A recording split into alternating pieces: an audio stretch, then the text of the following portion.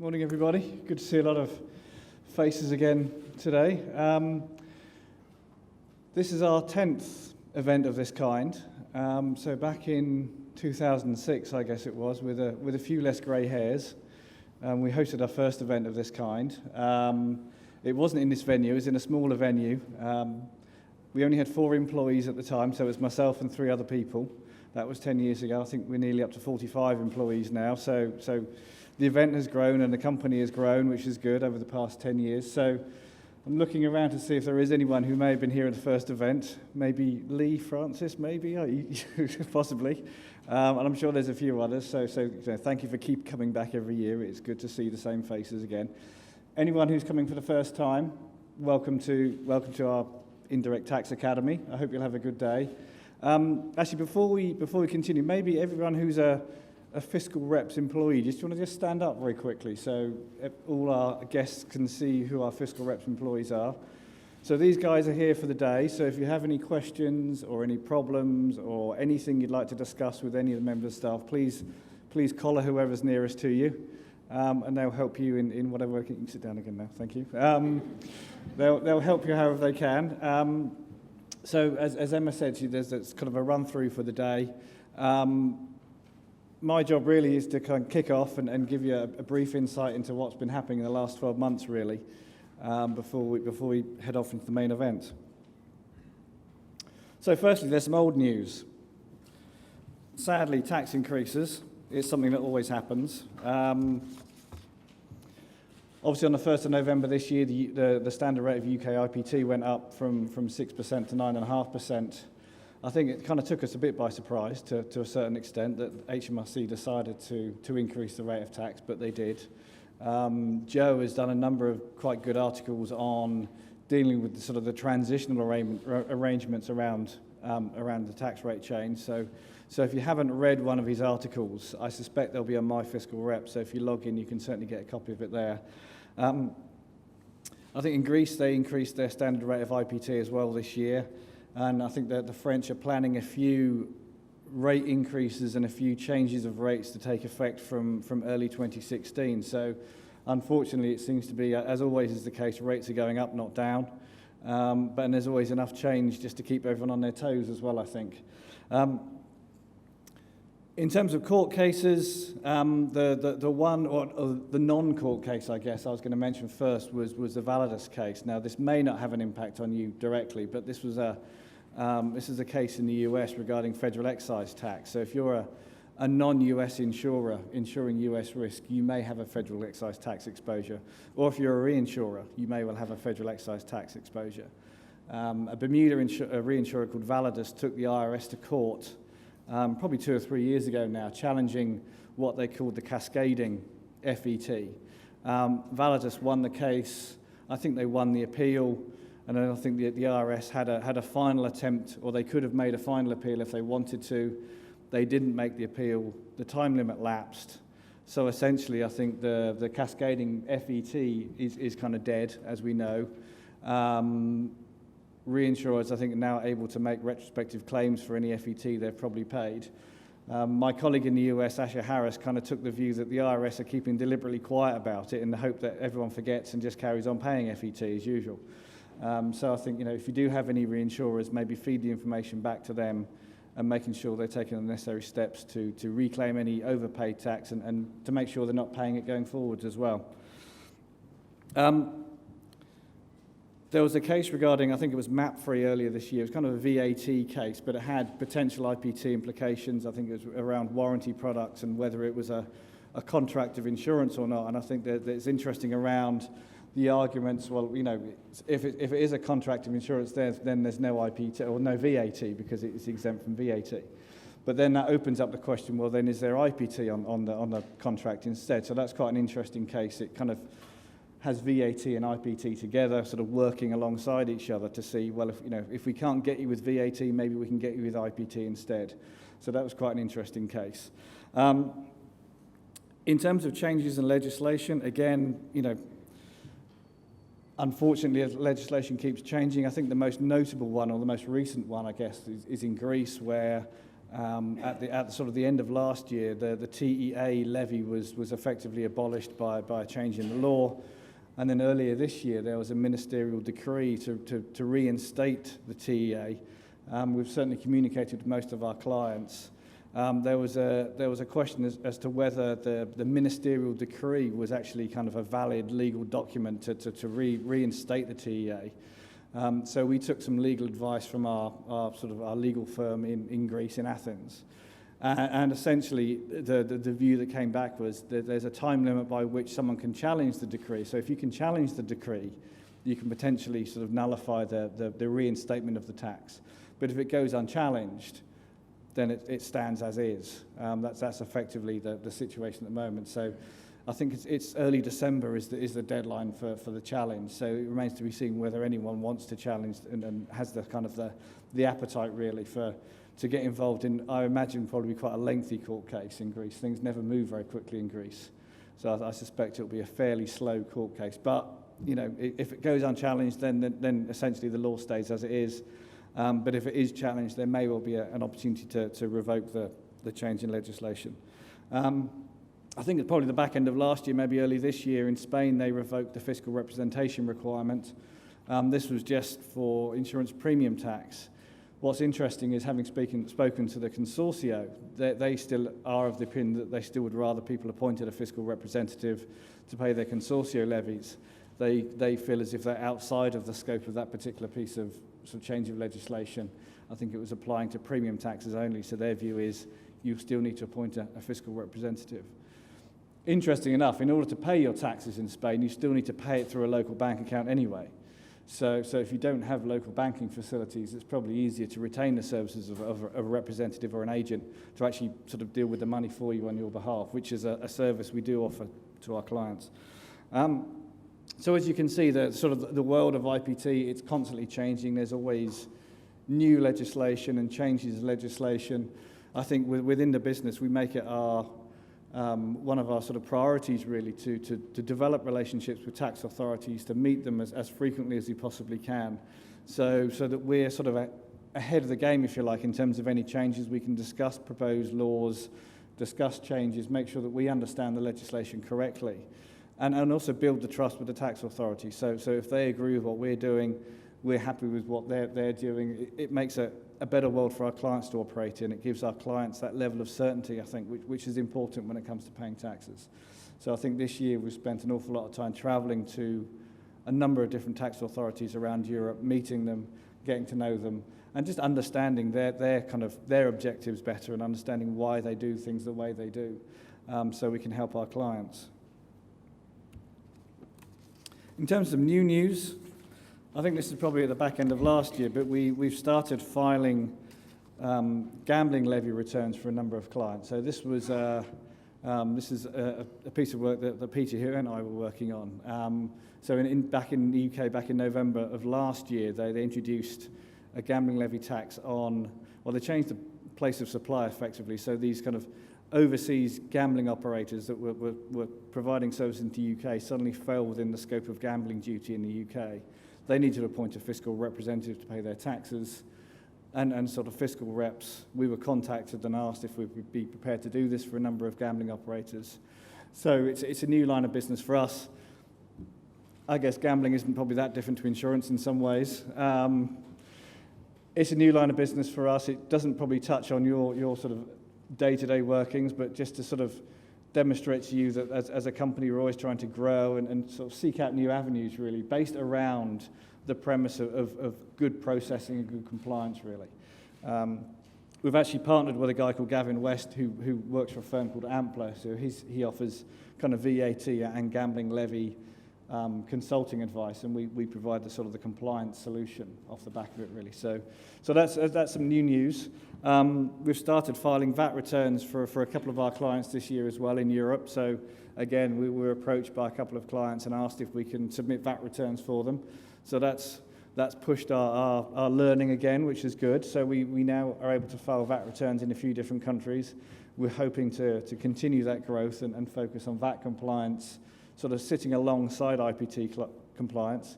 Again, Peter Hewitt is sort of helping us develop the proposition in terms of VAT. We've also filed IPT returns in a few new countries this year, which it's good when it works. It's often challenging to understand, again, a new country's legislation and how they want the returns filing. We've filed it's called a self-placement tax return in Texas, so we did that earlier in the year for a captive client of ours. We've filed tax returns in Australia and New Zealand this year as well. So that, again, it's just expanding our services, really driven by our clients' demands. You know, where is it you need tax returns or compliance returns filing? Let us know, and we'll figure out a solution and help you do it nice and easily and efficiently. I think that's sort of the key message, really. In terms of advice, we're looking to expand our number of countries we can provide advice in. I think 3 countries I've noted down here this year were Chile, Peru, and Vietnam. We were asked about taxes in those countries as well. So again, it's an area where if you have a particular question, call us up. We may not know the answer immediately, but we can certainly go and gather the information and give you the answer you want, sort of, within a good period of time. So these new countries, again, it's very much driven by your particular demands or your requirements.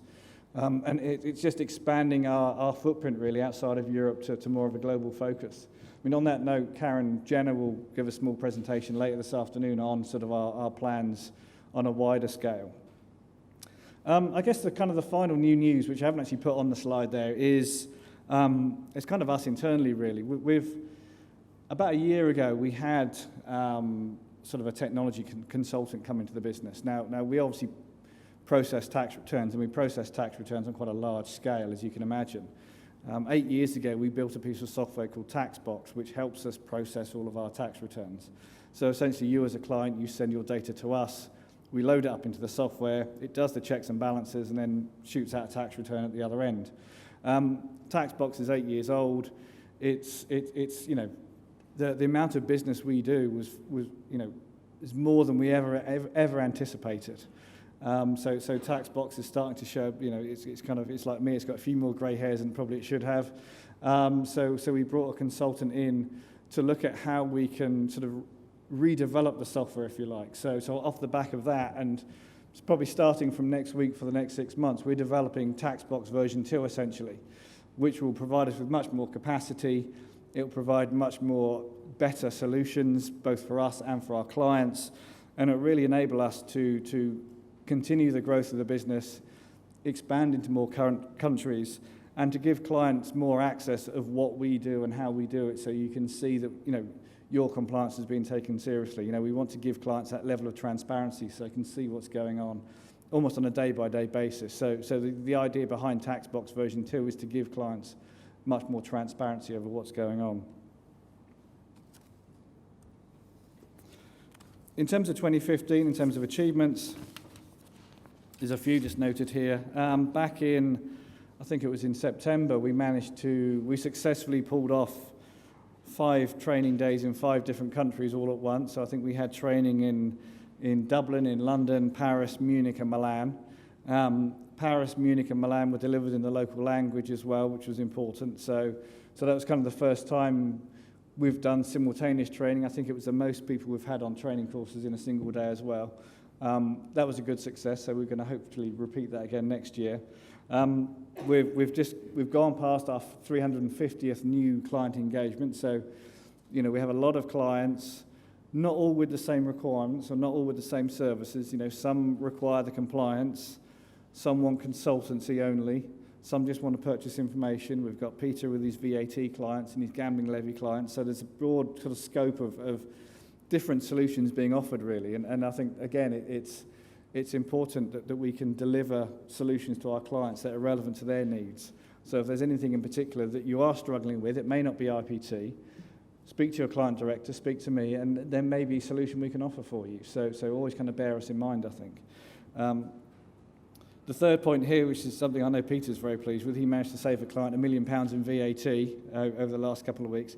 I won't claim to be an expert in VAT, so if you want to know the exciting story, I'd collar Peter at lunchtime probably. He'll give you the full lowdown. As I said, we've filed premium taxes in a number of new countries. I've called it here the sort of the Global 100 project, which we've started over the course of the past few months. Again, Karen will expand on that slightly more this afternoon. We opened an office in New York City as well. for a number of years, we've been working together with a gentleman called Asher Harris, who's a US tax lawyer. He's based in New York. And he and I we've worked together on a few projects. And really, it's probably been 2 or 3 years in the making, really, but we decided to formulate, or just kind of formalize our relationship. We've set up a company in the US to provide US-specific tax and regulatory compliance solutions. So if you operate in the US, if you have US tax filings or regulatory filings, the limited amount of work we've already done, I've seen that the US can actually be very complicated. You've got 50 different states, often demanding 50 different things. At least they all speak the same language, but it doesn't make it any easier in some cases. But again, we've opened the office in New York really to provide a US-focused service, which Asher was kind of leading from over in the US. So that's exciting for us. To say it's in its infancy. We've got our first few engagements we're working on currently. And again, it's interesting because it's not just tax.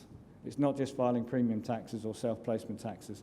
It's filing regulatory returns as well and helping insurers and captives with their compliance requirements, which often are very onerous. If you're operating in all 50 states, there's an awful lot of work needs to be done. So it's using those abilities to process returns, process data, hit deadlines, move bits of paper around, move money around, all those kind of core skills that we've been working on for the last 10 years really have been focused into developing solutions in the US.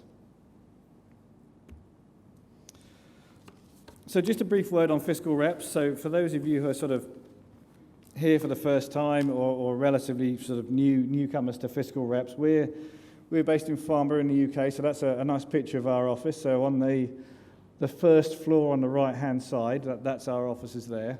This is it's an old airship hangar, which is kind of the metal structure just in front of it. So we're right next to Farnborough Airfield. So any of you who are into sort of plane spotting, we have the Farnborough Air Show literally right next door to us every couple of years. So the last time it was in Farnborough, I think 18 months ago, I guess, we had 3 weeks of jets and fighter jets and all kinds of planes practicing over our offices for a few days before the event.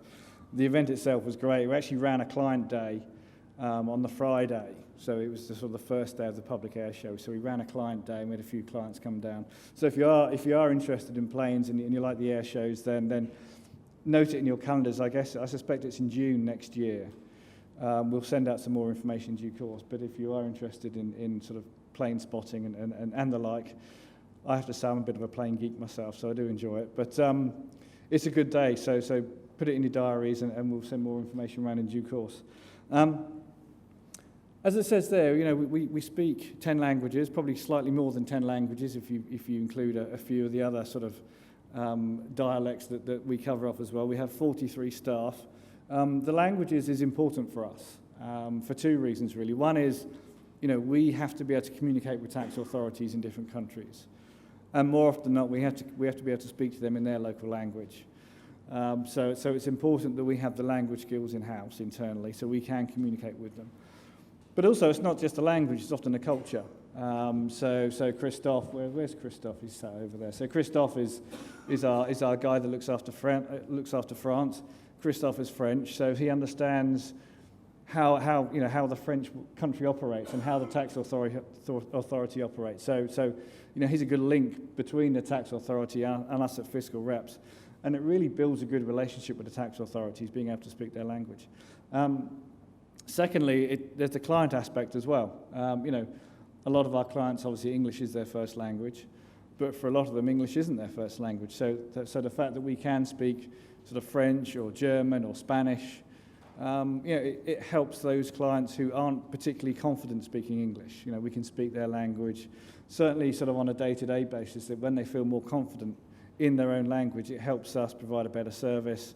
And it makes sure our clients, they understand exactly what's required of them and they understand exactly what we are doing for them as well. So hopefully it builds a stronger relationship. The 4 elements of the business we focus on: outsourcing, technology, consultancy, and training. So the outsourcing is effectively where we do the tax returns for you. You send us your data, we run it through the software, we do the checks and balances to make sure it's all correct, and then we prepare and submit tax returns for you. Technology, we have a couple of clients that use our technology solution, Tax DNA, which is essentially it's kind of a policy input tool. So you enter the premium details and the policy details and the premium values, and it calculates the tax for you so you can see how much tax is due on a particular policy. You're then able to then upload that into our tax box system from which we can generate the tax returns. Consulting, I think consulting there's kind of two forms to it really. One is provision of information. What are the tax point dates in 5 countries? What's the tax rate in Germany? Is there an exemption for marine in Italy? Those kind of questions. But then there's often more complex consultancy, which is going to, almost reading a policy and determining the tax treatment based on a particular policy. We have a number of clients that write sort of quite bespoke policies for their clients, as you can imagine. So the ability to sort of analyse a policy and interpret it and make sure tax treatment is correct is very important. So that's an extra service we do offer. And then finally, it's the training. So events like today, but we also run other training courses over the course of the year, IPT and VAT. General courses, but also very specific courses as well. As it says there at the bottom, we were fortunate enough to be voted the tax provider of the year for the 3rd year in succession. This was from Captive Review magazine. So those of you that work in and around the captive industry and review and read Captive Review, they do an awards ceremony every year, and we're lucky enough to win the tax award for the last 3 years running, which is quite an achievement for a company such as ours.